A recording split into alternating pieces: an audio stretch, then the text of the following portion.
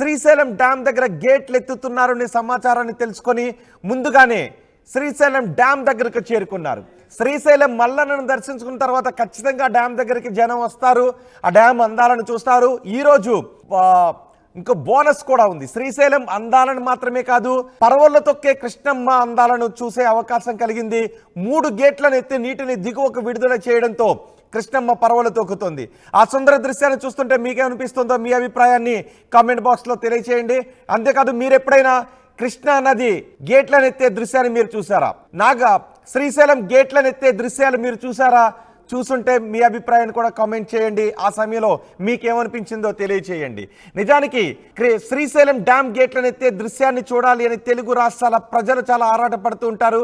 కానీ ఈరోజు అక్కడ ఉన్న వాళ్ళకి అవకాశం చిక్కింది. కానీ మేము మీకు ఇంటి దగ్గరే ఉండి ఆ దృశ్యాన్ని చూసే అవకాశాన్ని కూడా కల్పిస్తున్నాం. మిస్ అవ్వాల్సిన అవసరం లేదు.